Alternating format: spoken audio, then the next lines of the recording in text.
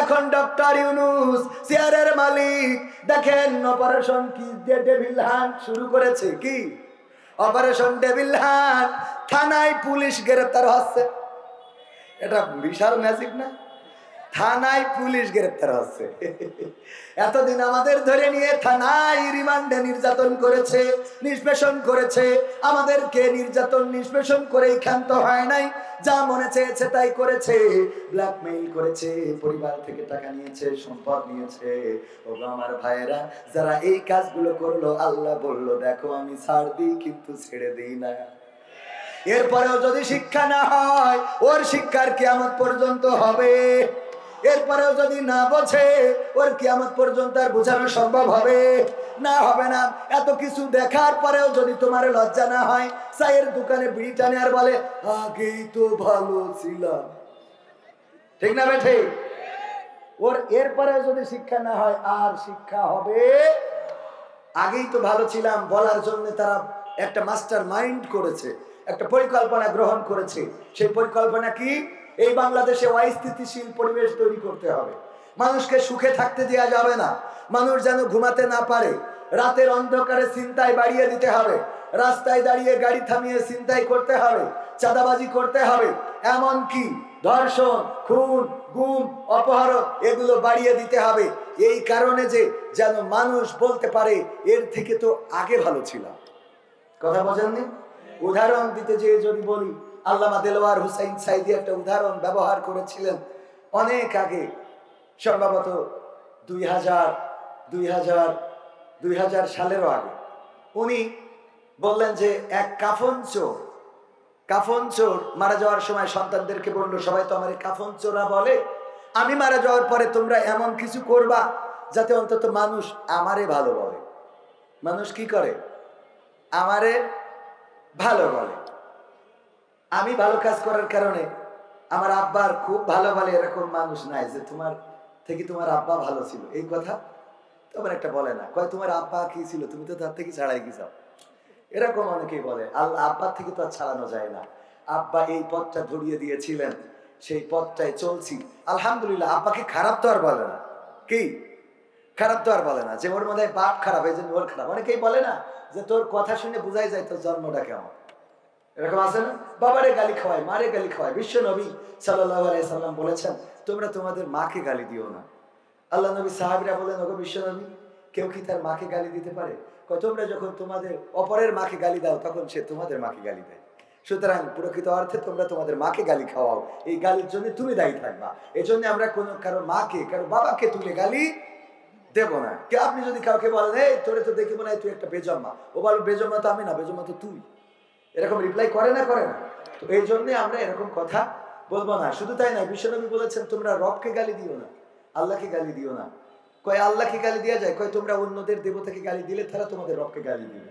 এটাতে প্রকৃত অর্থে তোমরা তোমাদের রবকে গালি দিলে, অন্য দেবতাকেও গালি দেওয়া যাবে না। বিশ্বনবীর কথা। সম্মানিত ভাইরা, তো আল্লামা সাইদি বললেন যে ওসিয়ত করেছে আমি মারা যাওয়ার পরে তোমরা এমন কোনো ভালো কাজ করবা যাতে করে অন্তত আমারে মানুষে ভালো বলে। তো ওরা চিন্তা করলো তাহলে আব্বা কাফন চুরি করতো, আমরাও এই কাফন চুরি আর অন্তত করা যাবে, আমরা নামাজ পড়া শুরু করি। তো ওরা 5 ওয়াক্ত বা জামাত আমাদের গালিব ভাইয়ের পিছনে নামাজ পড়ে মানুষে কয় কাফন চুরের ছেলেরা আবার নামাজি হয়ে গেছে, বলেন? তো তাইলে আব্বারে কি ভালো করলো? তো চিন্তা করলো তাইলে নামাজ পড়ার জায়গায় আরো একটু ভালো কাজ করি। কি করা যায়? প্রতি ওয়াক্তে কিছু জিলেপি, কিছু তাবারক নিয়ে আসে মসজিদে, নিয়ে এসে যারা নামাজ পড়ে তাদেরকে খাওয়ায়। বাচ্চাদের জন্য চকলেট, কাঠি লজেন এগুলো আয়োজন করে বাচ্চাদেরকে দিল, যে প্রতি ওয়াক্তে দেয়। কয় এগুলো দেয় কি? কয় ওই যে কাফন চোরা ছেলেরা দেয়। তাইলে কি আব্বারে ভালো কইলো? তাও কইলো না। ওরা পরামর্শ করলো আমার আব্বা তো ভালো বলে না, কি করা যায়? কইলে এর থেকে বড় কিছু করতে হবে। কি করা যায়? এলাকায় গরিব দুঃখী মিসকিন এতিম অসহায় যারা আছে, শীতের পোশাক নাই, আমরা তাদেরকে সহযোগিতা করব। তো সহযোগিতা করে, যার ঘর বাড়ি নাই ঘর করে দেয়, ছাগল নাই ছাগল দেয়, গরু নাই গরু দেয়। ছাগল নিয়ে টানতে টানতে যাচ্ছে, জিজ্ঞেস করলো ছাগল কে দেছে? কয় যে কাফন চোরা ছেলেরা দেছে। এত ভালো কাজ করেও তো আব্বারে ভালো কয় না। 3 ভাই আবার পরামর্শ করলো, ভাই তাও তো আব্বারে ভালো বলে না, এখন কি করা যায়? বললো আমরা তাহলে কাফন চুরিতে ফিরে যাওয়া যাক। কাফন চুরিতে ফিরে আসতে সবাই কয় কাফন চোরা ছেলেরা কাফন চোরাই হয়েছে। তাও আব্বারে তো ভালো কইলো না। এরপরে ডিসিশন নিল, ঠিক আছে আমরা শুধু কাফন চুরি করবো না, যেই কবরে কাফন চুরি করবো ওই কবরের লাশটা উঠাবো, পাশার মধ্যে একটা বাঁশ দেবো, আর এই যে কেশবপুরের ওই মাইকেল মধুসূদন দত্তের ওই রাস্তায় ওখানে যে মূর্তি ও এনে টেনায় রাখবো। যখন এই কাজগুলো শুরু করেছে, লাশ থেকে কাফন তো চুরি করে করে লাশটারে উঠায়, বাঁশ একটা ঢুকায় ওই মোড়ের মধ্যে কেশবপুরে তেমাত নাই যখন রাখে, মানুষে কয় এদের থেকে তো এদের বাপ ভালো ছিল। কথা কি বোঝা গেছে? এদের থেকে তো এদের বাপ ভালো ছিল, আব্বা ভালো ছিল, যে ওদের আব্বা শুধু কাফন চুরি করতো, এরা তো ডাইরেক্ট লাশটারে উঠায়া তার পিছনে বাঁশ ঢুকায় তারপরে এখানে দিয়ে রাখে। এদের থেকে এদের আব্বা ভালো ছিল। ওরা বলতেছে আলহামদুলিল্লাহ আজকে সাকসেস, অন্তত আমাদের আব্বার ভালো বলেছে। কথা বোঝেন নাই? তো এই কাজ করার জন্য সন্তানদেরকে লাগিয়ে দেওয়া হয়েছে যে জাতির সন্তানেরা তোমরা রাজপথে না নামতে পারো, দিনের আলোতে না বের হতে পারো। প্রকাশ তো পেয়ে গেছে, তারা বলেছে আমরা দিনের ঢাকায় যদি বেড়াতে না পারি, রাতের ঢাকায় কাউকে ঘুমাতে দেব না। এই জন্য পরিকল্পনা করে অন্যায় অনাচার পাপাচার কদাচার বাড়িয়ে দেওয়া হচ্ছে। আর এইগুলো যেন করার পরে মানুষ যেন বলতে পারে আগেই তো ভালো ছিলাম। কথা কি বোঝা গেছে? এই জন্য আগেই ভালো ছিলাম এই কথা বলতে দেওয়া হবে না। আর আমার প্রশাসনেরও অনেক ভাই আছে, আমাদের বেনজির সাহেব বলেছে যে 90% আল্লাহর ওলিদের লোক। বলেছে না বলে নাই? বেনজির বোঝেন তো? বেনজির আইজিপি সাহেব বলেছেন যে 90% আমাদের লোক। এই জন্য চোখের সামনে ছিনতাই হয়, পুলিশকে ডেকে পাওয়া যায় না। ও তো চাই যে হোক আমরা একটু, কারণ ওই সময় মাল যেভাবে পেয়েছে সেভাবে টেনেছে, ঘুষ খুন গুম সবকিছু লাইসেন্স ছিল। বলেন ঠিক কিনা? গতকালকেও পুলিশ উপস্থিত ছিল মাহফিলে। আমি বলেছি পুলিশ আর জনগণের উপরে লাঠি ঘুরাতে পারবে না, জনগণ পুলিশের উপরে লাঠি ঘুরাবে। কারণ আমাদের ট্যাক্সের টাকায় বেতন নিবা, আমাদের টাকায় তোমার বউয়ের লিপস্টিক কিনবা, আমাদের টাকায় তোমাদের বউয়ের ব্লাউজ শাড়ি সায়া ব্রা কিনবা, আর আমাদের উপরে তোমাদের বন্দুককে তাক করবা। এটা বাংলাদেশে আর হতে দেয়া হবে না। এই জন্য এখন থানায় থানায় পুলিশ গ্রেফতার হচ্ছে। এরপরেও যদি বাকি যারা আছে হেদায়েত না হয়, মাথায় রাখবা তোমাদের অবস্থা ভয়াবহ হবে ইনশাআল্লাহ। কারণ আল্লাহ রাব্বুল আলামিন ছাড় দেন কিন্তু ছেড়ে দেন না। আর যারা মনে করো, অনেকেই বলে আমরা ফিরবো ভয়ঙ্কর রূপে, আমরা তো আমাদের জীবনটা আল্লাহর কাছে বিক্রি করে দিয়েছি। আমরা বলেছি ইন্না সালাতি ওয়া নুসুকি ওয়া মাহইয়ায়া ওয়া মামাতি লিল্লাহি রাব্বিল আলামিন। নিশ্চয় আমাদের নামাজ, আমাদের কুরবানি, আমাদের জীবন, আমাদের মরণ সবকিছু বিশ্ব প্রতিপালক আল্লাহর জন্য। আমরা তো আমাদের জীবনকে আল্লাহর রাস্তায় সঁপে দিয়েছি। আমাদের মৃত্যুর ভয় দেখাও। একজন মনীষী বলেছিলেন, কারাগারে যখন তাকে ফেলে বলেছিল তোমাকে আমরা খাইতে দেব না, পিপাসায় পানি দেব না, তোমার প্রয়োজন মিটাতে দেব না। ওই লোকটি বলেছিল আমাকে খাওয়ার ভয় দেখাও, আমাকে পিপাসার ভয় দেখাও, আমাকে ক্ষুধার ভয় দেখাও। অথচ তোমরা জানোই না আমরা তো সেই জাতি যারা প্রতিটা বছরে একটা মাস করে না খাওয়ার ট্রেনিং করে থাকি। বলেন ঠিক কিনা? তোমরা আমাদের ভয় দেখাও, আমাদেরকে পৃথিবী ছাড়া করবা, তোমরা আমাদেরকে ভয় দেখাও, আমাদের জেলখানায় ভরবা, তোমরা আমাদেরকে ভয় দেখাও, আমাদের নির্যাতন করবা। আমাদের রাসূলের সুন্নাহ হলো আমরা নির্যাতিত হব। আমাদের রাসূল শিখিয়েছেন, আমাদের কোরআন জানিয়েছেন, আমাদের মৃত্যুটা যদি শাহাদাতের মৃত্যু হয় তবে আমরা সেই সেতু পার হই, যেই সেতুটার নাম শাহাদাত, ওপারে আছে জান্নাত। সুতরাং ওই জান্নাতের জন্য জীবন দিতে আমরা কার্পণ্য বোধ করি না। ঠিক না ঠিক? বরং যার মনের মধ্যে শাহাদাতের তামান্না নাই, যার মনের মধ্যে শাহাদাতের চিন্তাটা নাই, যার মনের মধ্যে শহীদ মৃত্যুর তামান্না আকাঙ্ক্ষা নাই, এই মানুষটার মৃত্যু হবে মুনাফিকের মৃত্যু। কথাটা কার? হ্যাঁ, মানে আল্লাহর কথা বলি দিতে পারি বেশি গেল। আমরা জানি আর না জানি কালেমায়ে তৈয়বাটা পড়েন তো, লা ইলাহা ইল্লা আনতা সুবহানাকা ইন্নী কুনতু মিনাজ জালিমিন। মানে ও এইটা ওই যে বাসের মধ্যে থেকে শিখেছে কালেমায়ে তৈয়বা, মনে করে এইটা। এইভাবে বলা যাবে না। আল্লাহর নবী সাল্লাল্লাহু আলাইহি সাল্লাম বলেছেন, যদি কারো মনের মধ্যে শাহাদাতের তামান্না না থাকে যদি কারো হৃদয়ের মধ্যে শহীদ মৃত্যুর আকাঙ্ক্ষা না থাকে, এই মানুষটার মৃত্যু হবে নেফাকির মৃত্যু, মুনাফিকের মৃত্যু। আর মুনাফিক এতটাই ভয়ঙ্কর, আল্লাহর নবী সাল্লাল্লাহু আলাইহি ওয়াসাল্লাম বলেছেন মুনাফিকের অবস্থান হবে জাহান্নামের একেবারে নিম্নতম স্তরে। বলেন নাউযুবিল্লাহ। মুনাফিকের ভয় আল্লাহর রাসূলের সাহাবীরা এতটাই পেতেন, ওমর রাদিয়াল্লাহু তাআলা আনহুর উপরে আক্রমণ করা হলো। ফজরের নামাজের দ্বিতীয় রাকাতে যখন দাঁড়ালেন, সেই সময় আক্রমণ করা হলো। আক্রমণ করলেন আবু লুলু নামের একজন ইহুদির গোলাম। সে আক্রমণ করলো, তার খঞ্জরটা ছিল দুই দিকে ধারালো, মাঝখানে হাতল। সেই খঞ্জর দিয়ে ডাইনে চালাই বামে চালাই, যেই দিকে চালাই আহত হইতে পারবে। দুই দিকেই যেহেতু ধারালো জায়গা, এবং এই খঞ্জরটা বানিয়ে একটা মাস বিষের পাত্রে চুবানি দিয়ে রেখেছিল, যেন কাউকে আক্রমণ করলে সে আর পৃথিবীর পরে না বাঁচতে পারে। ওমর রাদিয়াল্লাহু তাআলা আনহুকে আক্রমণ করে পালানোর সময় আরো 7 জনকে ওই দিন শহীদ করেছিল। ও আমার ভাইয়েরা, এই আবু লুলু যখন আক্রমণ করলো, এমনকি আবু লুলু নিজেই যখন ধরা পড়ে গেল, নিজের ওই খঞ্জরটা দিয়ে নিজের গলাটা কেটে এই পৃথিবী থেকে বিদায় নিয়েছে। ও আমার ভাইয়েরা, ওমর রাদিয়াল্লাহু পড়ে গেলেন।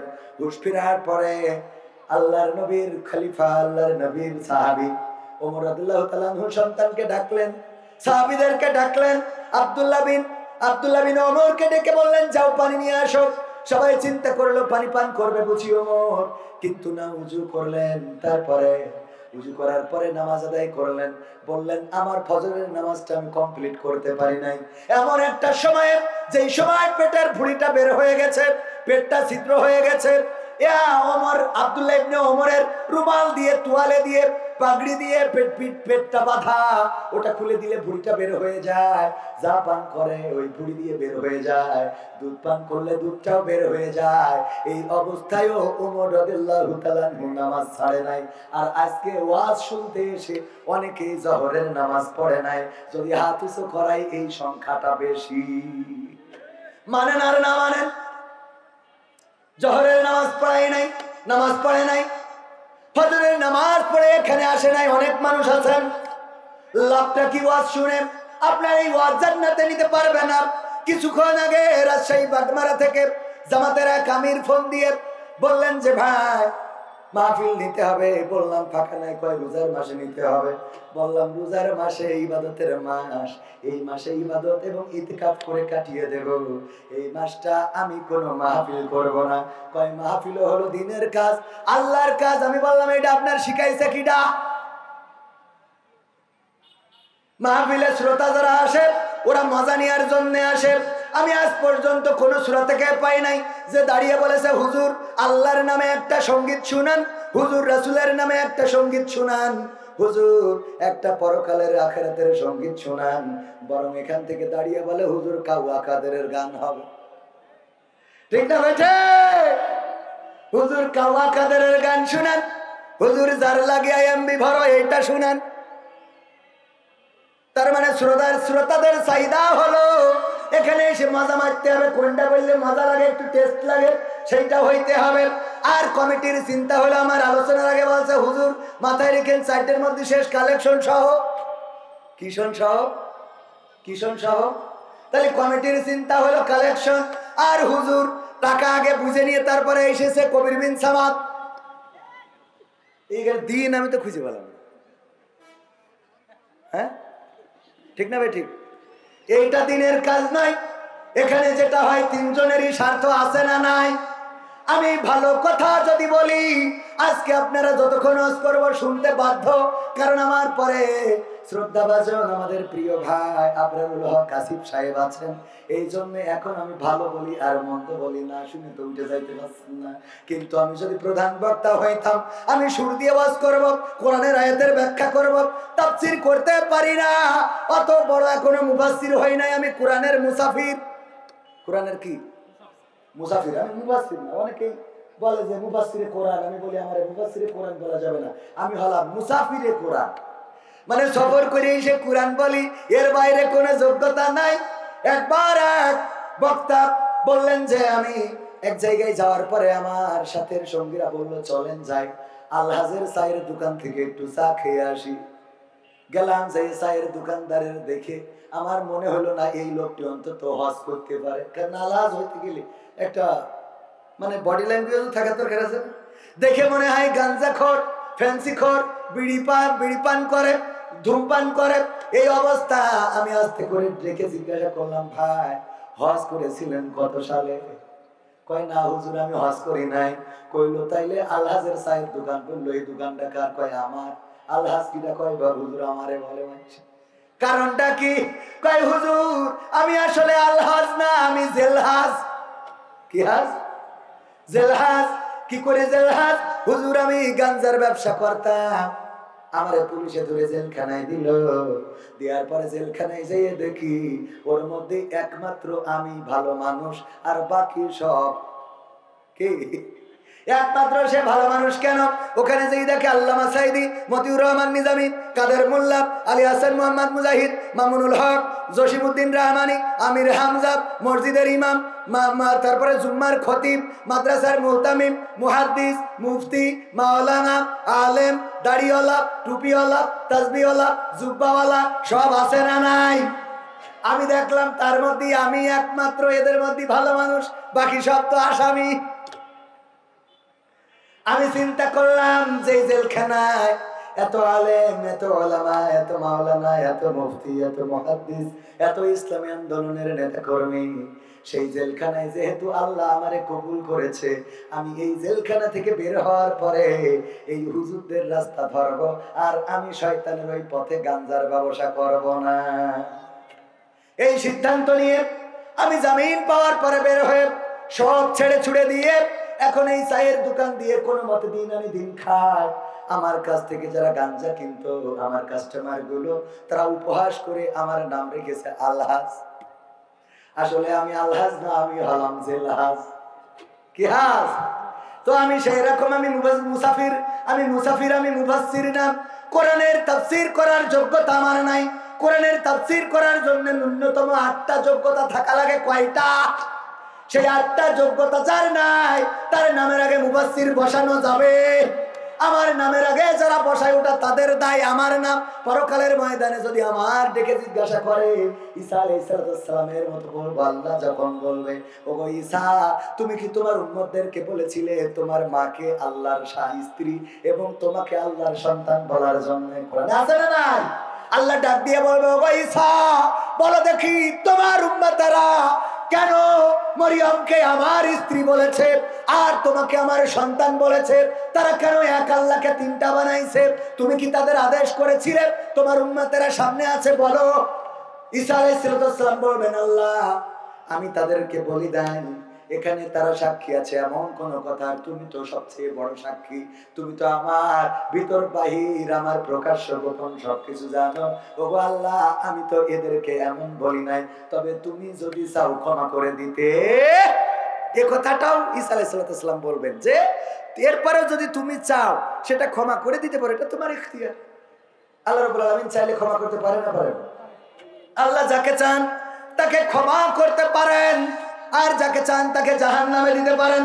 জাহান্নামী, প্রথম জাহান্নাম উদ্বোধন করা হবে কয় শ্রেণীর লোক দিয়ে?